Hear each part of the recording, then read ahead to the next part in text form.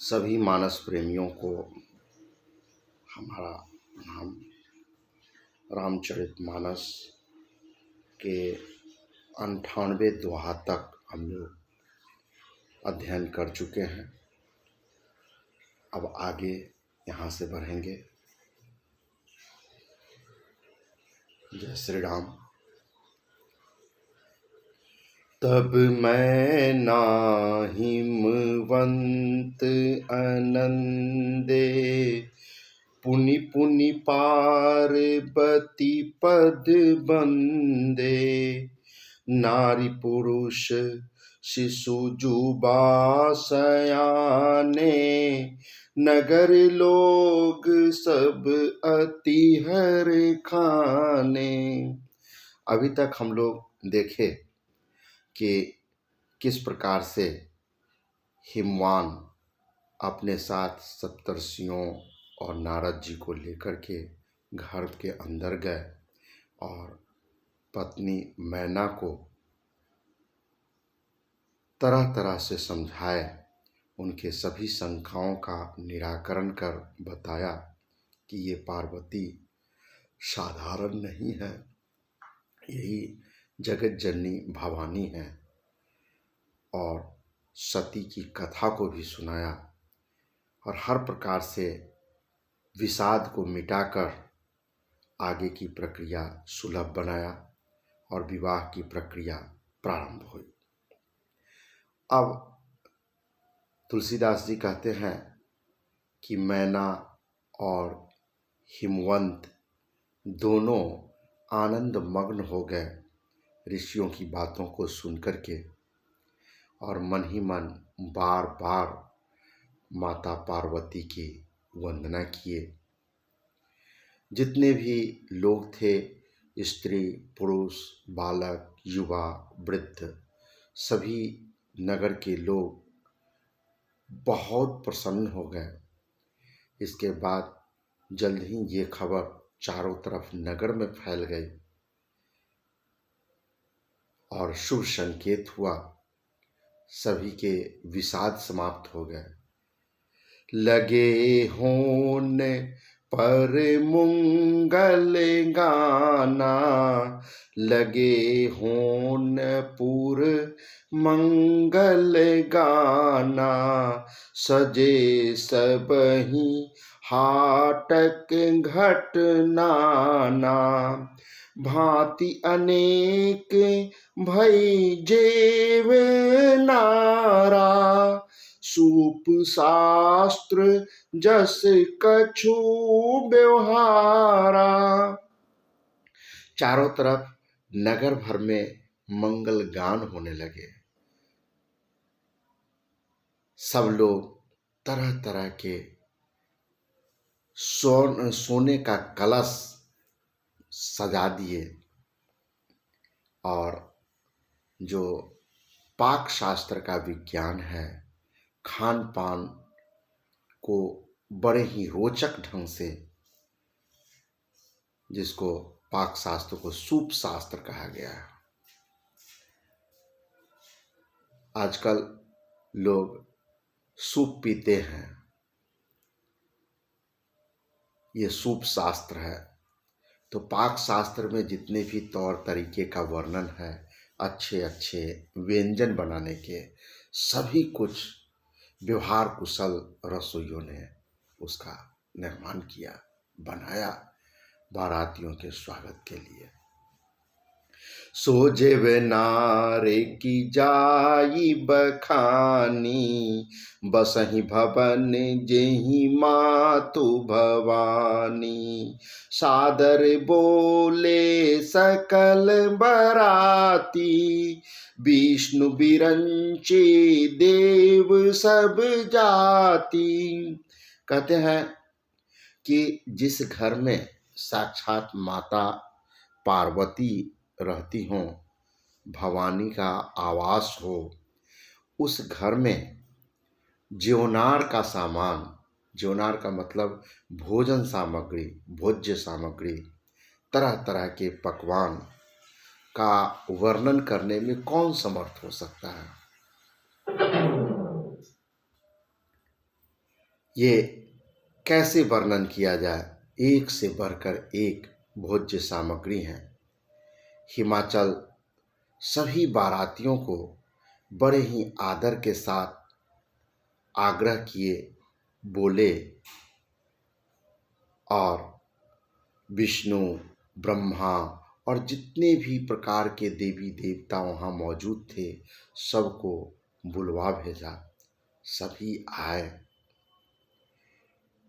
भोजन करने के लिए आमंत्रित किया। इसके बाद विविध पाती बैठी जेवनारा, लागे परुषन निपुण सुवारा, नारी वृंद सुर जेमत जानी, लगी देन गाड़ी मृदुबानी। हमारे मिथिला की जो परंपरा है, शायद दुनिया में कहीं ऐसा नहीं होगा जो भोजन के समय, स्वागत के दौरान महिलाएं गाड़ी गाती हैं विवाह के दौरान, और सभी लोग आनंदित होकर के भोजन भी करते हैं, कोई नहीं गुस्साते हैं। ये रामचरितमानस में भी वर्णन आया है, जो किस प्रकार से शिव पार्वती विवाह के समय में हिमाचल ने सभी बारातियों को आमंत्रित करके भोजन पर बुलाया, और तरह तरह के पंगत लगे। भिन्न भिन्न पंगतों में बैठे सभी लोग, पंक्ति सज गई।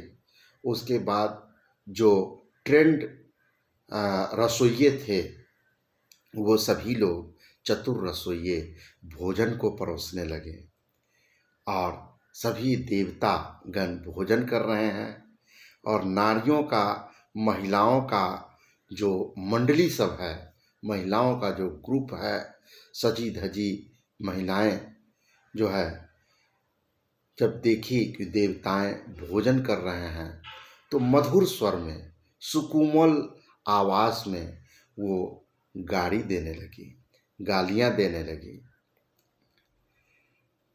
और ये जो दृश्य है, मनमोहक दृश्य, सामान्यतया किसी को गाली देता है तो लोग गुस्सा जाते हैं, लेकिन यहाँ कैसी परंपरा है और कैसा हमारा जो संस्कार है नीतिगत, किस ढंग से लोग सुस्वादु भोजन भी कर रहे हैं, और कानों में मधुर आवाज़ों में खूबसूरत महिलाएं जो गाड़ी गा रही हैं उनको भी सुन रहे हैं, और मन ही मन सभी लोग आनंदित हो रहे हैं।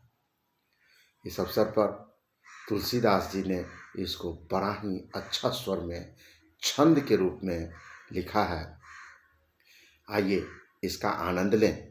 गारी मधुर स्वर देहि सुंदरी बिंग्य बचन, सुनावहि भोजन करहि सुर अति विलंब, विनोदु सुनि सचु पावहि, जेवत जो बाढ़ो आनंदु सो मुख, कोटि हुना पर कयो, अचमाई दिन है पान गवने, बास जह जाको रहो।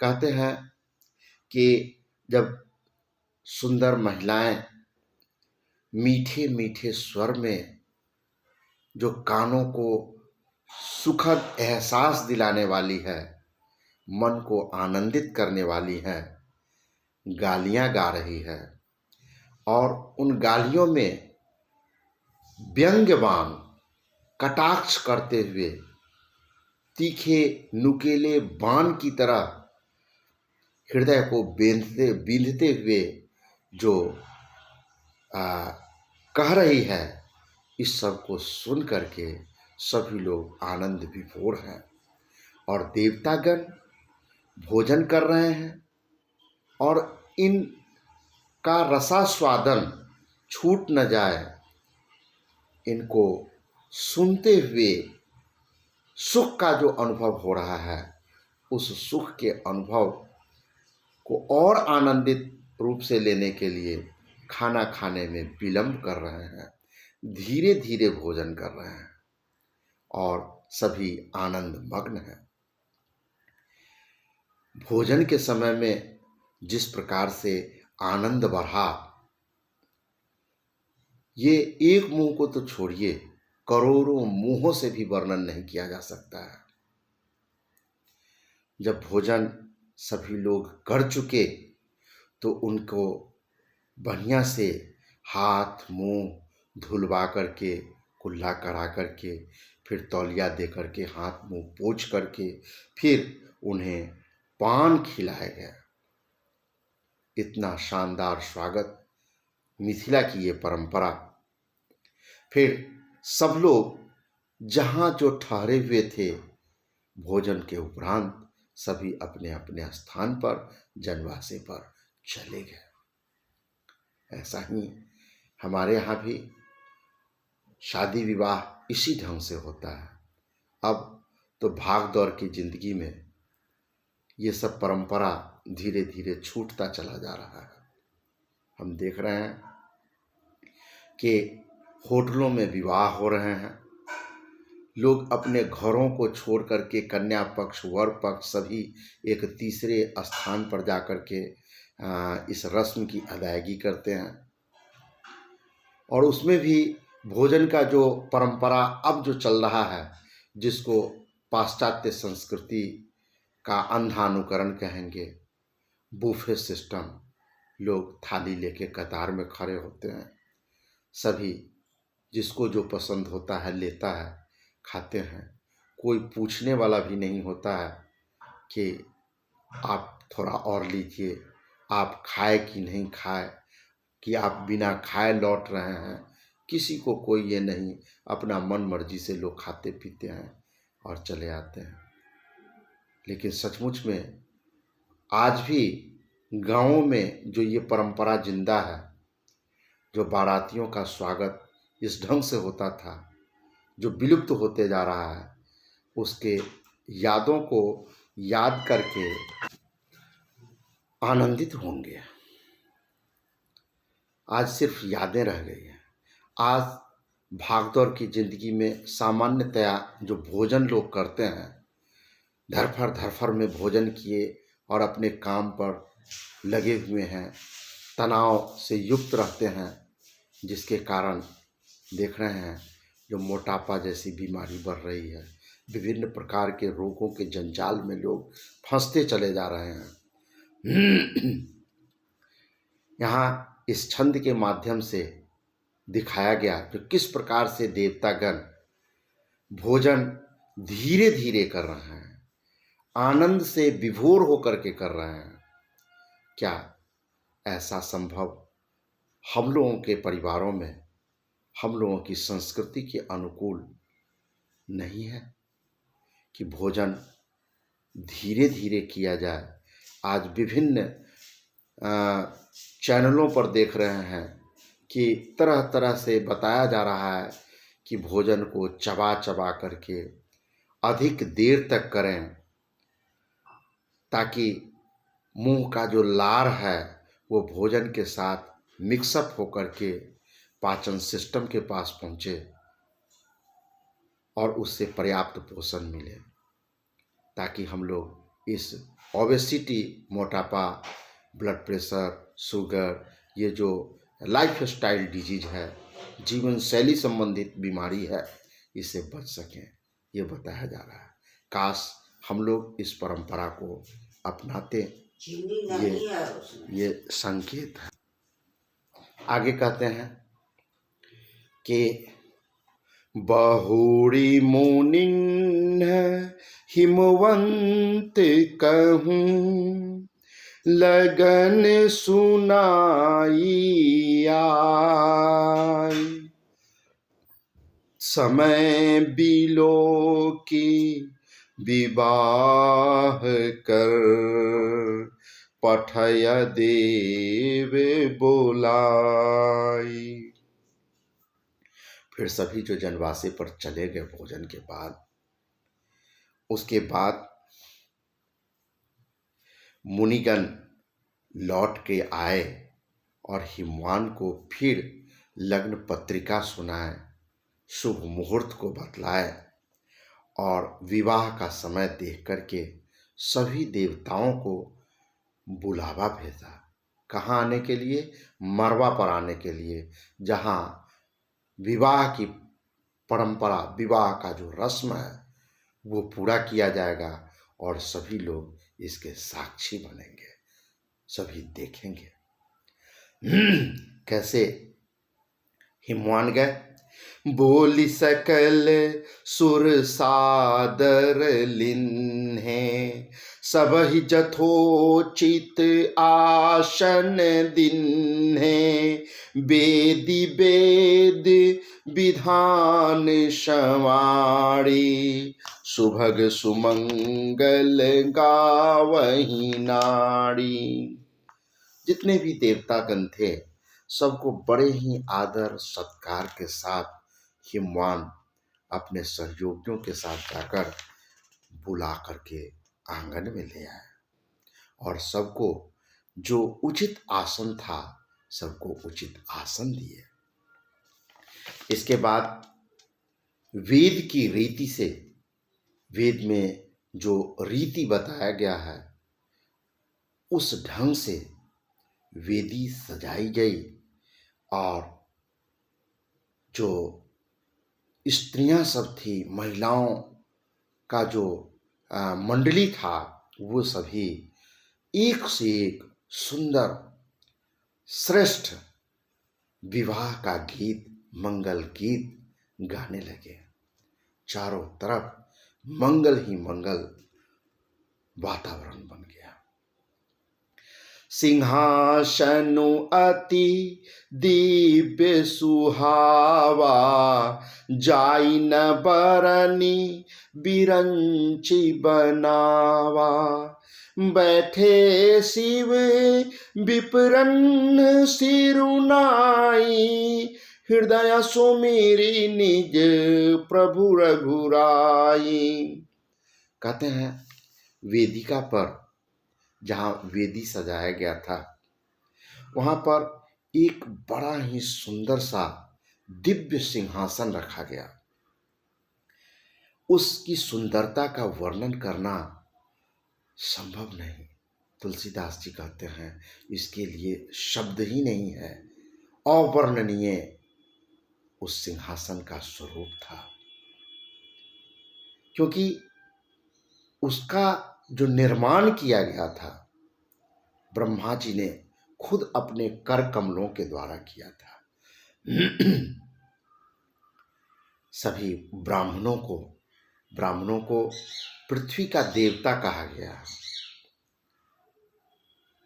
तो सभी ब्राह्मणों को सिर नवाकर हृदय में अपने स्वामी श्री रघुनाथ जी का स्मरण करके शिव जी उस सिंहासन को ग्रहण किए। शिव जी अपने स्वामी, अपने आराध्य श्री राम को हृदय में धारण हर वक्त किए रहते हैं। उन्होंने उनका स्मरण करके उस सिंहासन पर बैठना स्वीकार किया, बैठे। सचमुच में ये मनोहर दृश्य कैसा रहा होगा, ये हम लोग सिर्फ कल्पना कर सकते हैं। बहुरी मुनीशन उमा बोलाई, कड़ी सिंगारू सखी ले आई, देखत रूप सकल सुर मोहे, बरनई छवि यस जग कवि को है। उसके बाद मुनिगण जो थे वो विवाह मंडप पर पार्वती जी को बुलाया। जितनी भी सखियां थी वो पार्वती का बहुत ही खूबसूरत श्रृंगार करके सजा करके उनको ले आए। पार्वती जी का जब ये सुंदर मुखड़ा देखे सभी देवतागण मोहित हो गया। संसार में ऐसा कौन कवि होगा जो उनकी सुंदरता का वर्णन कर सके। वर्णय छवि अस जग कवि को है। तुलसीदास जी कहते हैं कि इस दुनिया में कौन ऐसा कवि है जो पार्वती के सौंदर्य का वर्णन कर सके, अर्थात किसी में ऐसी सामर्थ्य नहीं है। जगदम्बिका जानी भव भामा, सुरन मन ही मन किन्ह प्रणामा। सुंदरता मर्जाद भवानी, जाई न कोटि हूँ बदन बखानी। कहते हैं सभी देवतागण मन ही मन पार्वती जी को जगदम्बा समझ करके और शिव जी की पत्नी समझ करके सभी उनको प्रणाम किए, अभिवादन किए। भवानी जी की सुंदरता की जो सीमा है, जो वर्णन करने के योग्य नहीं है, उनकी शोभा का वर्णन एक मुंह तो क्या करोड़ों मुंहों से भी संभव नहीं है। कोटि हूँ बदन नहीं बनाया बरनत, जग जननी शोभा महा। सकुचहि कहत श्रुति शेष सारद, मंदमति तुलसी कहा। छवि खानी मातु भवानी, गवनी मध्य मंडप शिव जहाँ।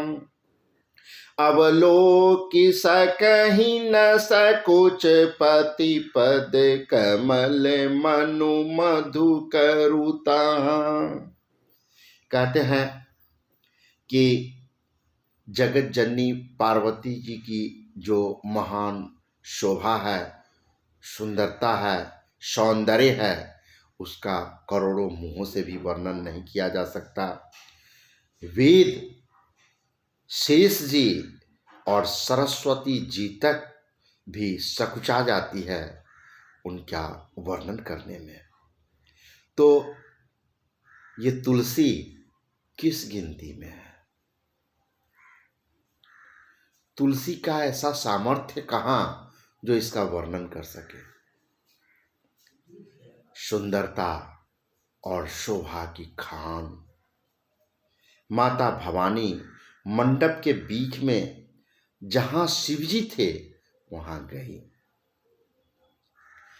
वे संकोच के मारे पति शिवजी के चरण कमलों को देख नहीं सकती, परंतु उनका मन रूपी भौरा तो वहीं रसपान कर रहा है। तुलसीदास जी कहते हैं कि जिस प्रकार से भौरा जो फूलों के मकरंद को रसास्वादन करने के लिए उसके चारों ओर चक्कर काटते रहता है और उस चक्कर में ऐसा मग्न हो जाता है कि शाम के समय में जब कमल की पंखुड़ियाँ बंद होने लगती है तो भी वो फूल को नहीं छोड़ता और उसमें वह खुद भी बंद हो जाता है। और फिर कल होकर के जब धूप खिलेगी, धीरे धीरे पंखुड़ियाँ खुलेगी, तब उसमें से वो बाहर निकल करके फिर उसी ढंग से वो घूमता है चक्कर काटते हुए, मतलब उनके प्रति पूर्णतः समर्पित होता है। तुलसीदास जी उसी दृश्य को याद कर रहे हैं कि पार्वती जी वहाँ बैठी हुई हैं और बड़े ही संकोच में हैं, लेकिन उनका मन रूपी जो भ्रमर है, मन रूपी जो भौरा है, वो शिव जी के चरण कमलों के ही चारों ओर घूम घूम करके उनके मकरंद का, उनके रस का पान कर रही है। मुनि अनुशासन गणपति पूजेऊ शंभु भवान, को सुनी संशय करें जनी, सुर अनादि जिय जान। कहते हैं कि अब रस्म शुरू हो रहा है। मुनिगण यज्ञ के सर्वोच्च अधिकारी होते हैं और मुनियों की आज्ञा से ही सभी रस्मों का संपादन होता है। अभी भी जो विवाह का समारोह होता है, विवाह वेदी पर पंडित जी जो जो कहते हैं, उनके ही आदेश के अनुकूल कन्या पक्ष और वर पक्ष सभी सुविधाओं को जुटाते हैं और सभी कर्मकांड को संपादित करते हैं। तो यहाँ भी मुनिगण की आज्ञा से, मुनिगण इशारा किए, उनकी आज्ञा से शिवजी और पार्वती जी दोनों ने सबसे पहले गणेश जी का पूजन किया। भक्तगण कह सकते हैं कि पार्वती और शंकर के पुत्र गणेश हैं और यहाँ शंकर पार्वती की शादी हो रही है और वो सबसे पहले गणेश की पूजा कर रहे हैं। ये सोच सकते हैं, गणेश आदि देवता है। देखिए, मन में तुलसीदास जी भी कह रहे हैं, जो देवताओं को अनादि समझकर, अनादि का मतलब जिसकी कोई शुरुआत ही नहीं है, भक्तगण देवताओं को अनादि समझे, ये समझ करके इस बात पर कोई शंका नहीं करें। कह रहे हैं, जो को सुनि संशय करे जनी, सुर अनादि जिय जान। मतलब देवताओं को अनादि समझे, कोई शंका नहीं करें, ये नहीं सोचें कि गणेश जी शिव पार्वती जी की संतान है और विवाह से पहले वो कहाँ से आ गए।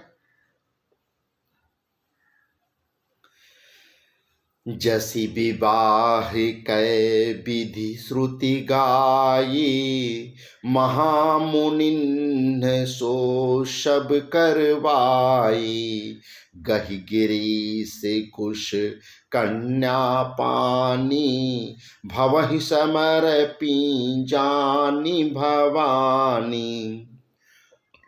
वेदों में जिस प्रकार से विवाह की रीति बतलाई गई है, महामुनिगण उन सब रीतियों को पालन करवाया।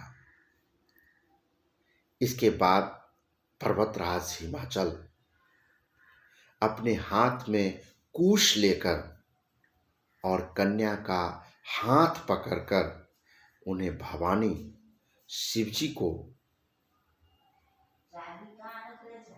समर्पित किया। इस प्रकार से पर्वतराज हिमाचल हाथ में कुश लेकर के भवानी को शिवजी को समर्पित किए। पानी ग्रहण जब किन्ह महेशा, हियहर खे तब सकल सुरेशा, वेद मंत्र मुनि बर उच्चरहि, जय जय जय शंकर सुर करहि। पानी ग्रहण, पानी मतलब हाथ, जब शिवजी ने हाथ पकड़ के भवानी का भवानी को स्वीकार किया, पानी ग्रहण किया, तब जितने भी देवता थे, स्वर्ग के राजा इंद्र समेत सभी हर्षित हो गए। और उसी वक्त जितने भी श्रेष्ठ मुनिगण थे मंत्रों का उच्चारण करने लगे और देवगण शिव जी का जय जयकार करने लगे।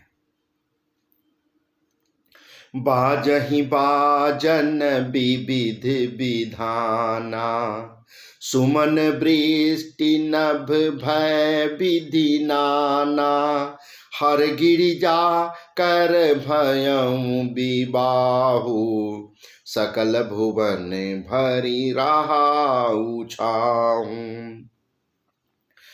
कहते हैं कि तरह तरह के बाजे बजने लगे, विभिन्न प्रकार के वाद्य यंत्र, और आकाश से अनेकों प्रकार के सुगंधित पुष्पों की बारिश हो गई।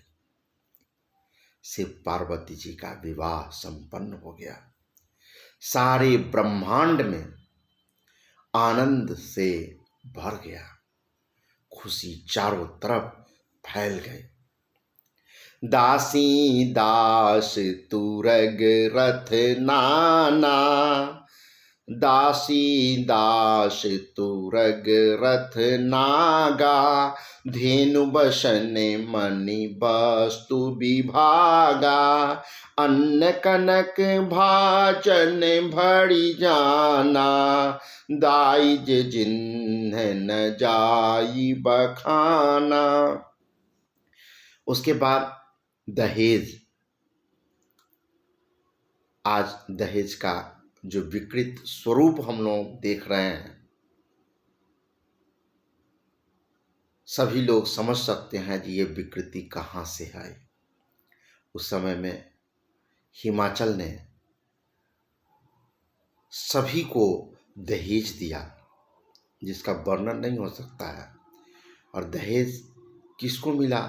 दासी, दास, रथ, घोड़े, हाथी, गायें, वस्त्र और मणि आदि अनेक प्रकार की चीजें, अन्न और सोने के बर्तन गाड़ियों में लदवा करके दहेज में दिए गए।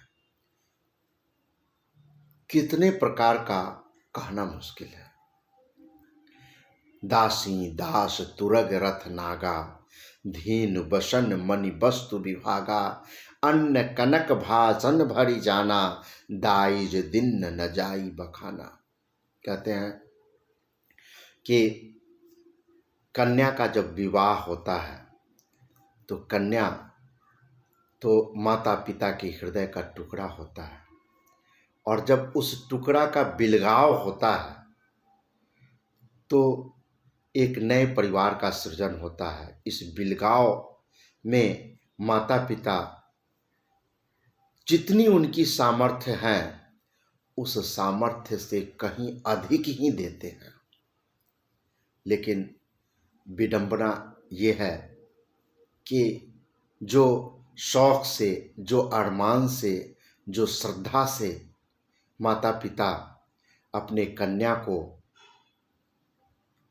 विवाह के मौके पर देते हैं, जिसे दहेज कहा जाता है, उसमें कहीं ना कहीं विकृति आ गई। लोग दबाव करना शुरू कर दिए, पहले ही करार कराना शुरू हो गए जो हमें ये चीज़ चाहिए ही। तभी से ये शब्द विवादित हो गया। और आज के दौर में जो ये बेहतरीन परंपरा थी, उस परंपरा पर सामाजिक विकृति के कारण जो समाज को दंश झेलना पड़ा, इसके लिए दहेज विरोधी कानून भी बनाना पड़ गया। और उस कानून को सख्ती से लागू करने के लिए आए दिन सरकारें प्रयास करती रहती है, और इसकी विकृति का जो दुष्प्रभाव है इसको रोकने का प्रयास किया जाता है। आज जो है सो दहेज न लेंगे न देंगे, इस प्रकार का शपथ दिलाया जाता है। हम लोग अपने परंपरा को, अपने संस्कृति को सही ढंग से, सही अर्थों में समझे ही नहीं, जिसके कारण ये विकृति पैदा हो गया। अभी हम लोग देखते हैं कि पाश्चात्य संस्कृति के प्रभाव के कारण किस प्रकार से ये विवाह जैसे संस्कार भी प्रभावित हो रहे हैं।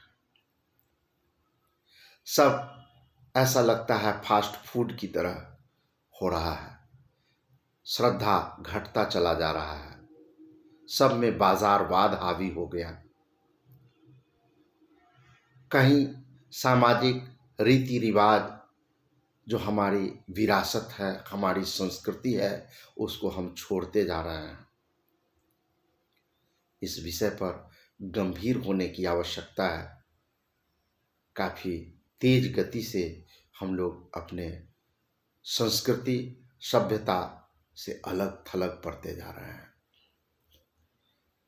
आज के दौर में विवाह जो होता है, उस विवाह में कहाँ से एक नई परंपरा आ गई कि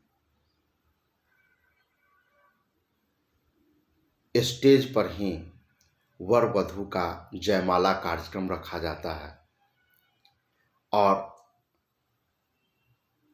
ये जयमाला कार्यक्रम की तुलना करें इस शिव पार्वती विवाह के समय में किस ढंग से व्यवस्था हुई, उससे तुलना करें तो फर्क समझ में आएगा।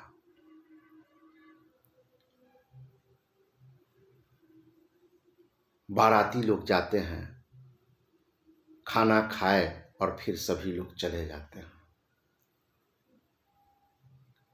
आज जरूरत है चिंतन मनन करने का, विषयांतर हो जाएगा कि हम अपनी परंपरा से, हम अपने सभ्यता संस्कृति से कितना दूर निकल गए हैं और जिसको हम लोग आडंबर के रूप में वर्णित करते हैं।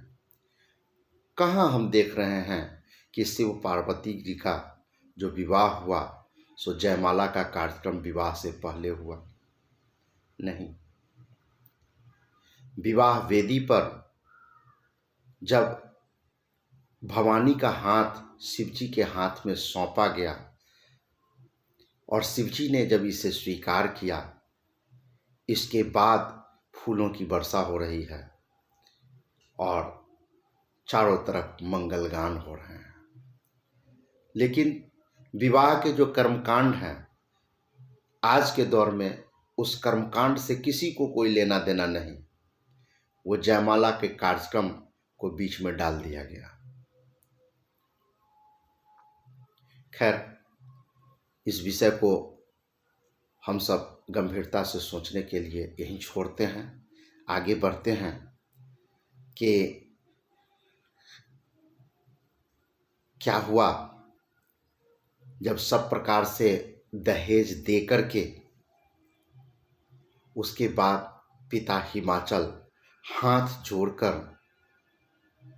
अपने जामाता दामाद को कहते हैं कि हे शंकर, आप पूर्ण काम हैं, आपको किसी भी चीज की इच्छा है ही नहीं, आप संतुष्ट हैं, मेरी क्या औकात जो आपको कुछ दूं, मैं क्या दे सकता हूं। इतना कहकर वे शिव जी के चरण कमल पकड़ कर रह गए। उसके बाद जो कृपा के सागर हैं शिव जी, उन्होंने भी सभी प्रकार से अपने ससुर हिमाचल के सभी शंकाओं का निराकरण किया और फिर प्रेम से विभोर होकर मैना जी ने भी शिव जी के चरण कमल पकड़े और कहा कि नाथ उमा मम प्राण सम, गृह किंकरी करे, क्षम्यहु सकल अपराध अब, होई प्रसन्न बरुदेव। मैना कहती हैं कि हे नाथ, ये जो उमा है मेरी बेटी पार्वती प्राणों से भी प्यारी है, सबकी लाडली है, सबकी दुलारी है। आप इसे अपने घर की टहलनी बनाइएगा, अपने घर के जो विभिन्न काम करने के लिए दाई होती है उसी हिसाब से रखिएगा, और इनका जो कुछ भी अपराध होगा उसको क्षमा करते रहिएगा। कभी दिल से न लीजिएगा। जिस प्रकार से हमने लार प्यार दुलार दिया है उस ममता की कमी कभी नहीं होने दीजिएगा। अब आप कृपा करके प्रसन्न होइए और हमें इसका आश्वासन दीजिए कि हमारी बेटी को आपके यहाँ किसी प्रकार की कोई कमी नहीं होगी। इनकी बातों का आप बुरा कभी नहीं मानेंगे, इनकी गलतियों को आप क्षमा करते रहेंगे। ये जो भाव है, कृतज्ञता का भाव, ये हमें सीख देती है। बहुविधि शंभु सासु समझाई, गवनि भवन चरण सिरुनाई। जननी उमा बोली तब लिन्ही, लय उछंग सुंदर सीख दिन्ही। इस प्रकार से जब सास ने कहा तो शिवजी बोले, बहुत तरह से अपने सासू माँ को समझाया और इसके बाद गवनी भवन चरण सिरुनाई, और शिवजी के चरणों में सिर नवाकर वह अपने घर गए। फिर माँ अपनी बेटी पार्वती को अपने पास बुला ले। जननी उमा बोली तब लिन्ही, और गोद में बैठाकर बड़े ही लार प्यार से दुलार से ये सिखावन दी, ये सीख दी, शिक्षा दी। करे हूँ सदा शंकर पद पूजा, नारी धर्म पति देव न दूजा। बचन कहत भर लोचन बारी, बहुरी लाई उर लिन्ही कुमारी। माता आंखों में आंसू भरकर रूंधे हुए गले से अपनी बेटी पार्वती को गोद में बैठा करके कही कि पार्वती, तू सदा शिव जी की पूजा करना। करे हूँ सदा शंकर पद पूजा। नारियों का यही धर्म है, उनके लिए पति ही परमेश्वर, पति ही देवता है और कोई देवता नहीं है। इस प्रकार की बात कहते कहते आंखें भर्रा गई, गला रुंध गया, कुछ आवाज ही नहीं निकलती। और फिर बड़े ही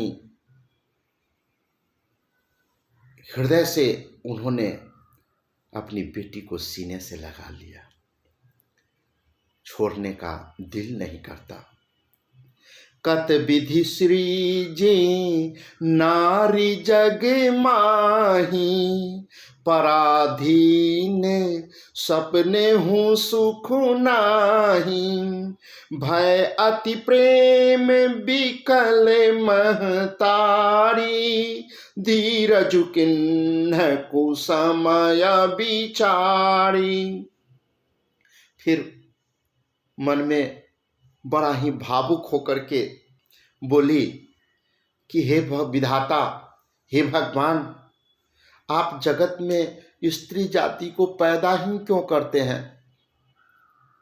महिलाओं, स्त्री जाति की जो समाज में स्थिति है, इसके बारे में वो गंभीर हो गई और बड़ा ही गंभीर होकर के वो बोलती हैं कि पराधीन सपनेहु सुख नाही, दूसरे के अधीन रहने में सपना में भी सुख नहीं मिल सकता,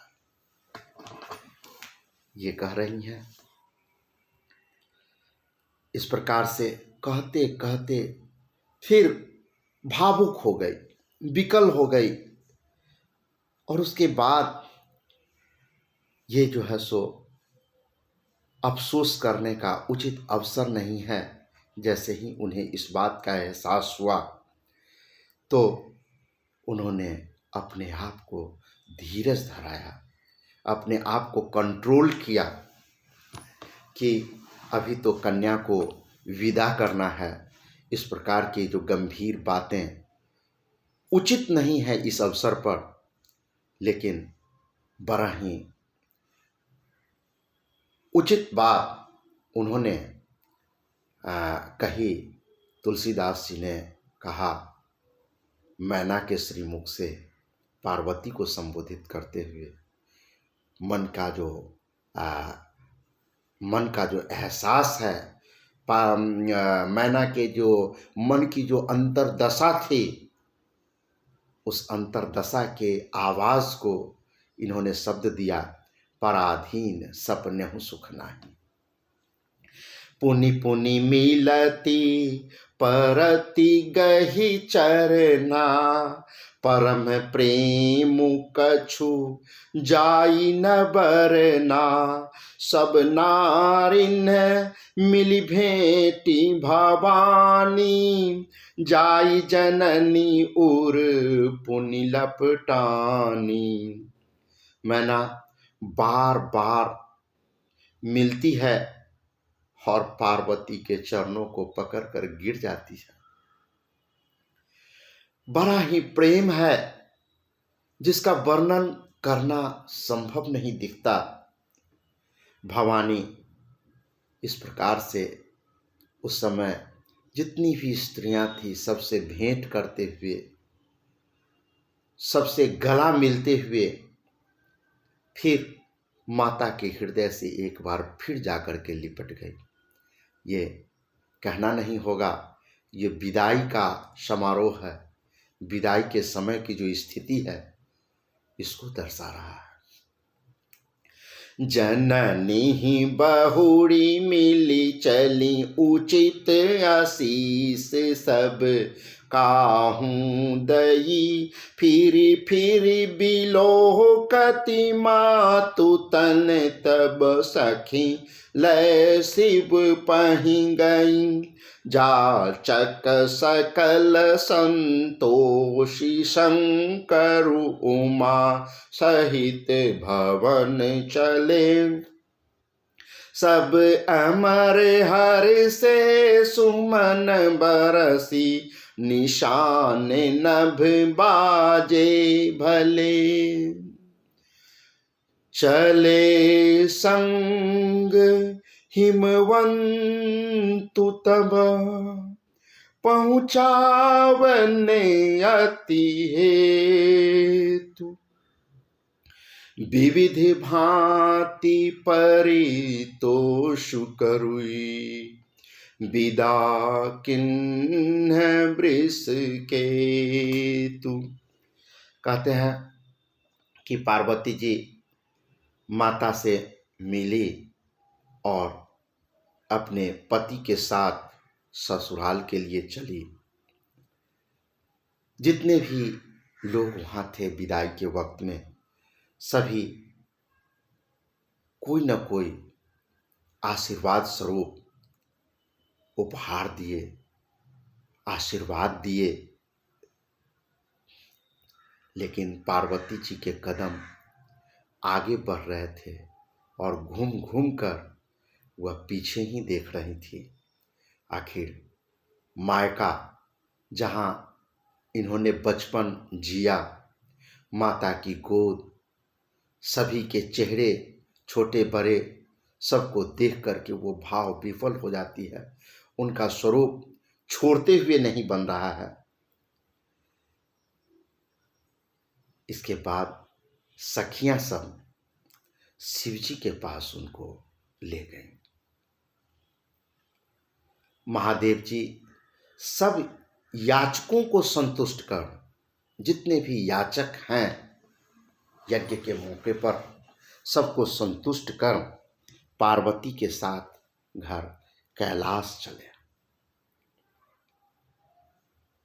सभी देवता प्रसन्न हो गए, फूलों की वर्षा करने लगे और आकाश में सुंदर नगाड़े बजने लगे।